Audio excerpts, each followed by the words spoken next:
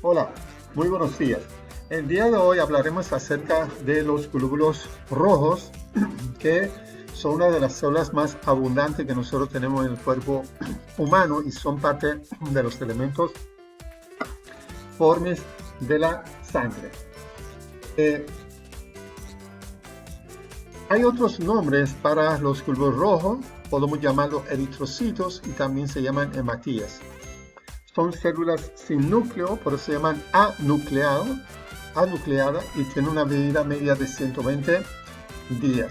Cuando esas células, o sea, glóbulos rojos, salen de la médula ósea, antes de salir de la médula ósea, tienen núcleo, pero cuando entran a nivel de corriente sanguíneo, esas células pierden su núcleo, se convierten en células anucleadas. Contienen hemoglobina, que es una proteína transportadora de oxígeno, y toman una forma muy especial, que es forma de bicóncava. La biconcavidad se da porque ellos pierden el núcleo, y eso da una capacidad enorme para aumentar la superficie de intercambio gaseoso y también da flexibilidad y facilita el movimiento de ellos a través de los vasos sanguíneos. Los glóbulos rojos transportan el oxígeno, transportan el CO2 y también son muy importantes en la determinación de grupos sanguíneos. Un 98.5% de oxígeno se une con los glóbulos rojos, o sea, en cada 20 mililitros por cada 20 mililitros de cada 20 mililitros que tenemos oxígeno, podemos encontrar 100 cc de sangre. En otras palabras, en cada 100 cc de sangre existe 20 cc o 20 mililitros de oxígeno. Y un por ciento muy pequeño se disuelve en plasma. O sea, en cada 100 cc de sangre, en su plasma, de esos 100 cc de sangre, encontramos 0.3 mililitros o cc de oxígeno. O sea, gran parte de oxígeno está unido a hemoglobina. Esa es la estructura de hemoglobina. La hemoglobina está formada por dos componentes importantes. Uno que se llama heme, que es una proteína, está formado por 4 anillos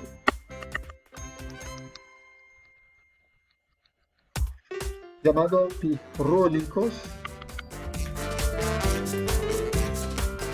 4 anillos pirrólicos que aquí podemos ver. Esta es una hemoglobina, una molécula de hemoglobina, y estos son 4 anillos pirrólicos. ¿Qué tienen estos anillos? Podemos ver aquí, tienen hierro, o sea, están unidos el hierro se une con esos anillos. Entonces, una molécula de hemoglobina tiene 4 hierros, ¿ok? Y también está formado por globulinas, que son cadenas proteicas, son 4 cadenas polipeptídicas, son 4 cadenas polipeptídicas. Entonces, estas 4 cadenas, 2 son 2 cadenas alfa y tiene 2 cadenas beta. Entonces, tiene 2 cadenas alfa y tiene 2 cadenas beta. Entonces, esta es la estructura. Podemos decir que la hemoglobina está formada por 4 cadenas proteicas. 2 alfa y 2 beta. Entonces, en cada uno se encuentra un anillo pirrólico, o sea, ahí hay un hierro, aquí hay otro hierro y hierro. O sea, una molécula de hemoglobina contiene 4 hierros. ¿Okay? Cada cadena, un grupo heme o hierro, mencionamos, cada hierro puede unirse a una molécula de oxígeno. Entonces, una molécula de hemoglobina, si tiene 4 hierros, entonces lleva 4 moléculas de ¿qué? De oxígeno. O sea, cada hierro se une con una molécula de oxígeno.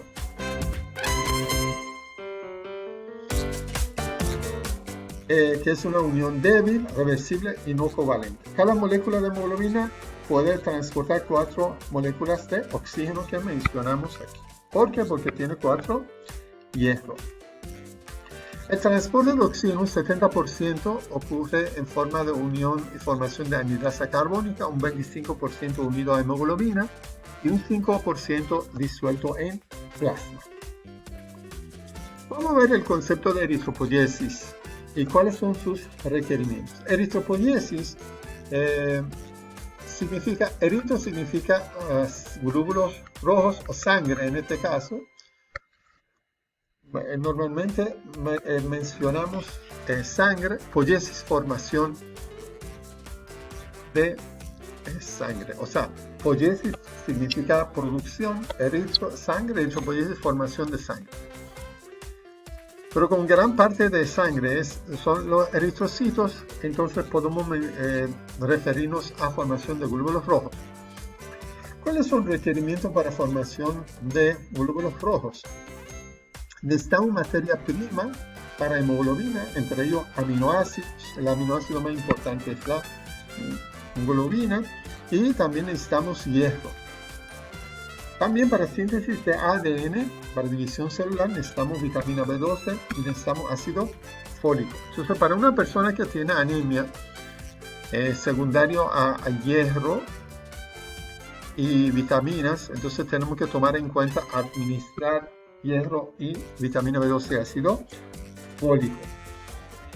Además necesitamos factores de crecimiento como eritropoyetina. Eritropoyetina es una hormona que estimula la formación de la sangre, estimula la producción de sangre, estimula la eritropoyesis a nivel de la médula ósea y su origen es renal, o sea, viene a nivel de células especiales que se han colocado en los riñones.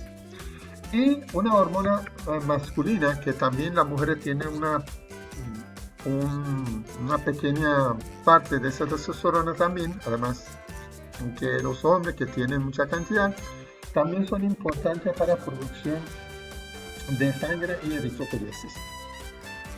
Entonces, cuando ocurre una disminución de niveles de glóbulos rojos, o sea, cuando nosotros tenemos anemia, está aquí negativo, tenemos anemia, una disminución del número de glóbulos rojos, entonces llega menos oxígeno a nivel renal. Entonces aquí ocurre lo que nosotros llamamos hipoxia renal. Cuando hay una hipoxia renal, hay un aumento de la producción de eritropoyetina a nivel renal.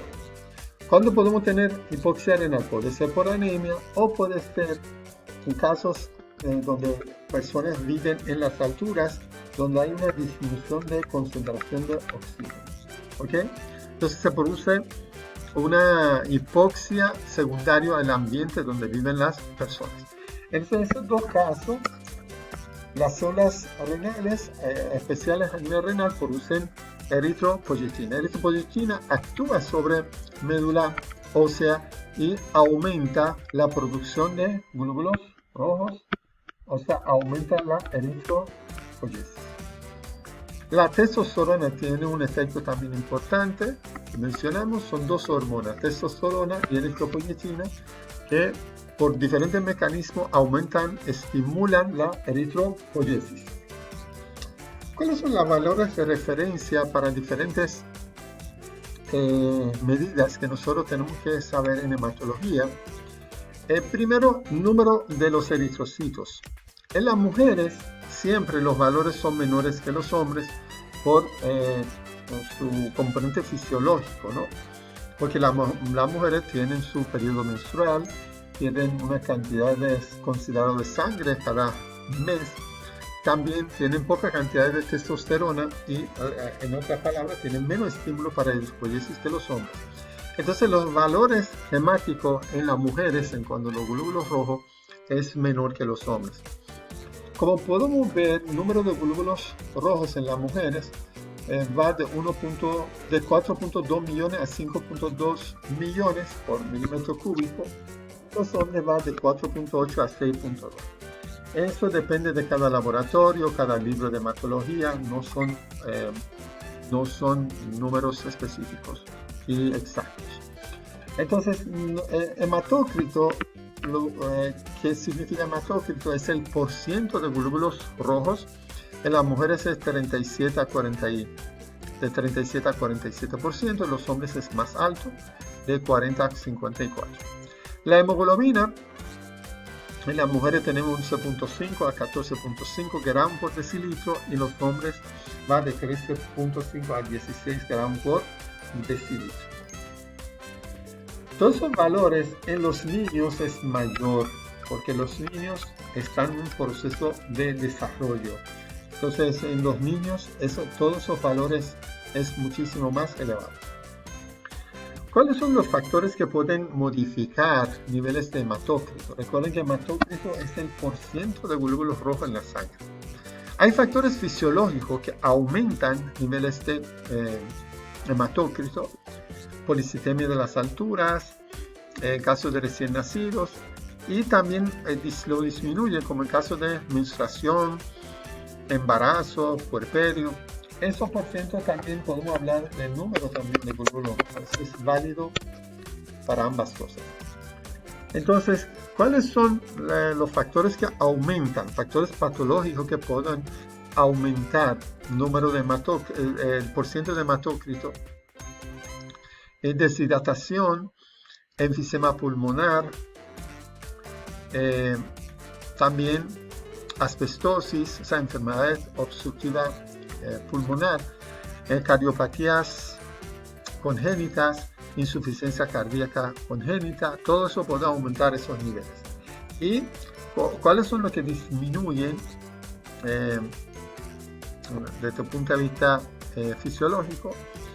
Menstruación, embarazo segundo mes, adelanta y puerperio. Y lo que pueden disminuir niveles de hematócrito, patológicamente hablando, la anemia, proceso hematológico, proceso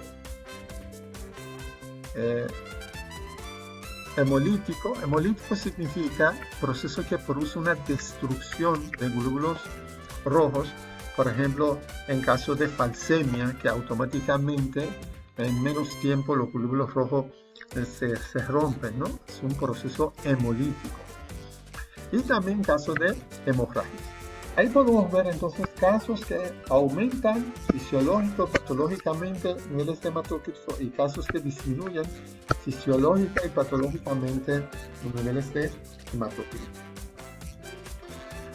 Una persona normal, si nosotros sacamos la sangre y lo dejamos reposar, podemos ver que un 45% de sangre son los elementos formes, ¿no? En este caso, el porciento de glóbulos rojos. Porque este porciento pequeño de plaquetas y glóbulos blancos no se cuentan, que están menos de 1%. Entonces, ese porciento de los glóbulos rojos recibe el nombre de hematócrito. El resto, que es un 55%, recuerden que es plasma. Okay. Ahora, si una persona tiene anemia, el número de glóbulos rojos disminuye, ¿no? Disminución de glóbulos rojos, esa es la definición de anemia.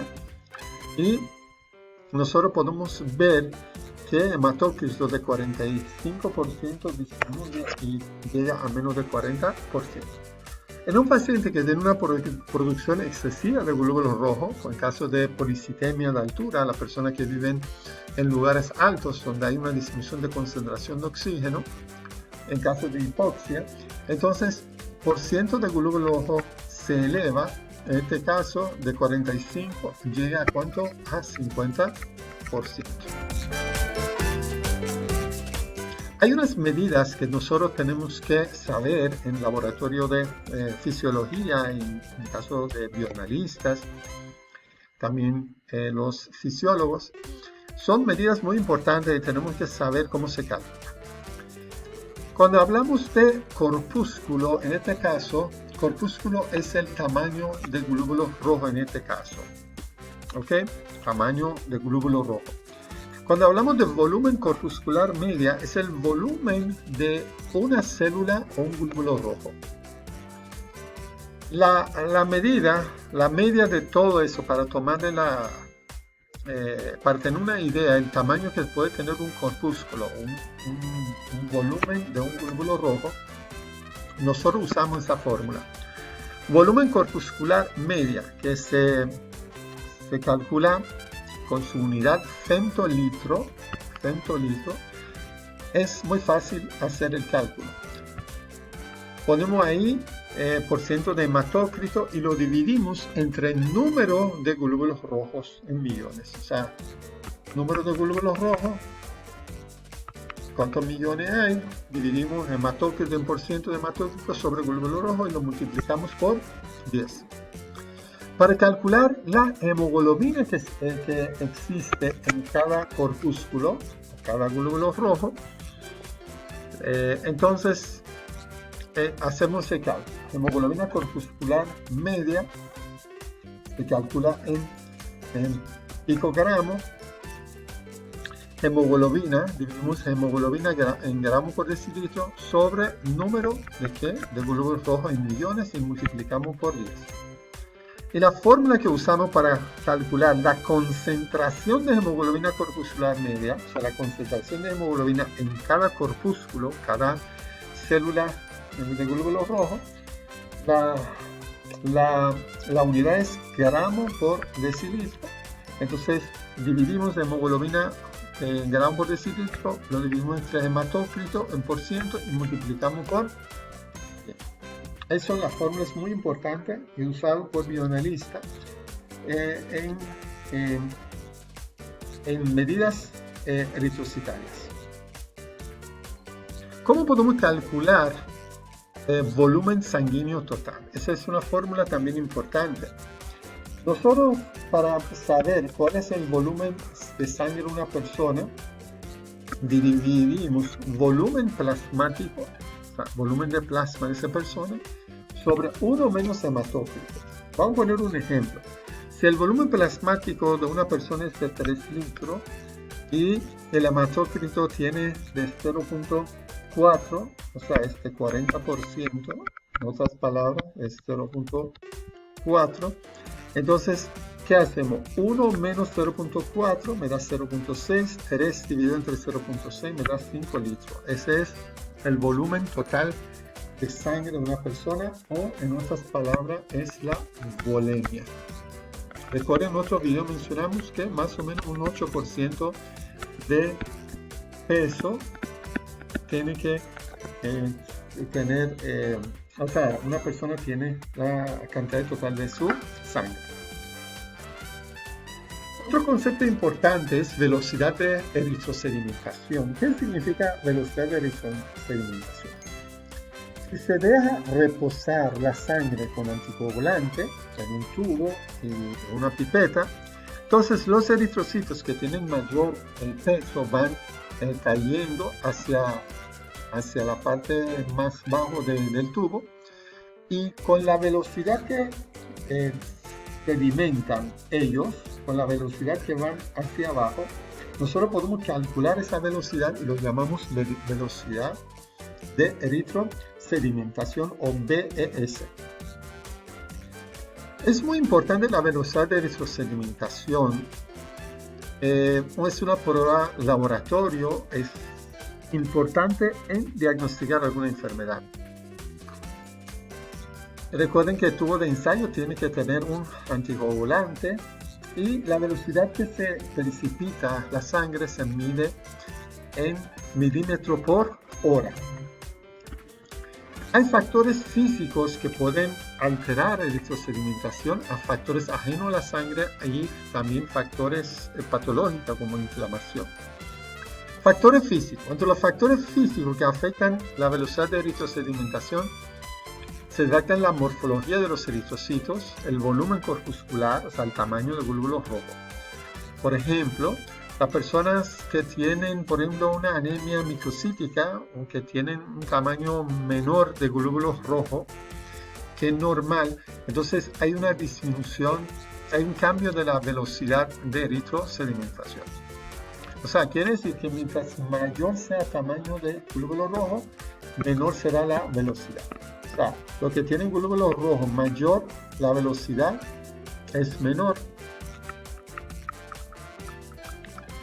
Los que tienen glóbulos rojos más pequeños tienen mayor velocidad de eritrosedimentación. Eso es lógico, ¿no? En este caso, podemos ver por qué que tienen esos cambios. Factores ajenos a la sangre. Entre los factores no dependientes de la muestra y que afectan el resultado que encuentran la temperatura, hemólisis, todos esos factores que son ajenos a la sangre también pueden afectar la velocidad de eritrosedimentación. Incluso hasta la forma de toma de muestras puede afectar a esa velocidad. Por eso que hay que tomar en cuenta hacer de forma estandarizado la medición de velocidad de eritrosedimentación. Hay enfermedades inflamatorias que pueden aumentar la velocidad de eritrosedimentación. Entre ellos, el más importante es la tuberculosis. Tuberculosis pulmonar, un TB pulmonar puede aumentar enormemente la velocidad de eritrosedimentación. Esa es una forma para nosotros saber si hay un proceso inflamatorio escondido ahí que nosotros no podemos detectar de manera directa. Eritrosedimentación nos puede dar una idea que existe un proceso inflamatorio, un proceso infeccioso en el cuerpo del paciente. Factores que modifican la velocidad de eritrosedimentación. Hay factores patológicos y hay factores fisiológicos que pueden aumentar la velocidad de eritrosedimentación. Mencionamos estado inflamatorio, infecciones agudas, infecciones crónicas, proceso neoplásico, cáncer, postoperatorio inmediato, anemias. Todo eso pueden aumentar la velocidad de eritrosedimentación. Y factores fisiológicos que aumentan, como embarazo, puerperio, menstruación, edad avanzada. Y los factores que lo disminuyen, por ejemplo, insuficiencia cardíaca, congestiva, y factores patológicos lo que lo disminuyen son insuficiencia cardíaca congestiva, y factores fisiológicos lo producen en casos de recién nacidos y casos de policitemia que mencionamos, policitemia de altura o policitemia vera. ¿Cómo nosotros hacemos la medición de eritrosedimentación? Hay varios métodos que luego vamos a hablar con más detalle. Hay un método con tubo de Winthrop, hay un método de Western Blot. Esos dos métodos tienen su principio es igual: introducir una cantidad de X de sangre con una escala para cada uno de ellos en dos métodos y esperar con qué velocidad sedimentan los elementos formen, en este caso glóbulos rojos, y medir eso en milímetros por hora. El normal es de 5 a 15 milímetros por hora. ¿Cómo podemos medir tiempo de sangría? Hay varios métodos para medir tiempo de sangría. Método de Duke, que ustedes lo pueden ver aquí. Método de IWI. Pero el método, que lo vamos a hablar de eso en otro video con más detalle. Aquí podemos ver el método de tiempo de sangría de Duke. Consiste en introducir una lanceta en esa parte blanda de pabellón auricular, apretando bien esa parte blanda para que se quede duro. Introducimos la lanceta y comenzamos a ver un pequeño sangrado. Entonces, con un papel, puede ser una servilleta normal. También hay otros papeles que se puede usar, pero la servilleta para nuestro medio es común. Entonces, cada 30 segundos nosotros limpiamos o hacemos el contacto de servilleta con la sangre, y vamos a ver cada vez que hacemos esto vamos a ver una manchita, ¿ok? De tal modo que después de unos minutos ya no vamos a ver esa mancha cuando pegamos la servilleta a ese punto de producción de herida. Quiere decir que ya no hay sangrado. Y eso nos enseña tiempo de sangría, que normalmente va de 2 minutos a 5 minutos, no más de ahí. De 2 a 5 minutos. Y otra prueba que nosotros lo enviamos hacia los pacientes, especialmente en los que vamos a operar, además de tiempo de sangre, es tiempo de coagulación. Tomamos la muestra de sangre del paciente, 5 cc, y lo vamos a meter 1 cc de sangre entre tubos. Entonces, vamos a buscar un baño de María. Si no tenemos baño de María, buscamos un recipiente con agua, pero medimos la temperatura y tiene que ser 37.5 grados Celsius, esa temperatura de agua. Entonces ponemos los 3 tubos dentro de esa agua, de esa temperatura que es más o menos temperatura corporal. Y comenzamos a mover esos tubos, los metemos dentro del agua, los sacamos y hacemos un movimiento hasta que la sangre comienza a coagularse. Ven que ese tubo invertido, ya la sangre no está saliendo, ya perdió su forma líquida y se convierte en algo como gelatinoso. Entonces calculamos el tiempo que se coaguló la sangre en tubo número 1, el tubo número 2 y el tubo número 3, no importa el orden. El primero que se coagula será el 1. El segundo que se coagula es el número 2 y el tercero será el número 3. Vamos a suponer que el número 1 se coaguló en 3 minutos. El número 2 en 5 minutos. El número 2 en 5 minutos. El número 3, por ejemplo, en 6 minutos. Entonces, ¿qué hacemos? Sumamos esto, 3 minutos más 5 más 6. ¿Y cuánto me da? Me da 14. ¿Me da cuánto? 14 minutos. Entonces dividimos ese 14 minutos entre 3.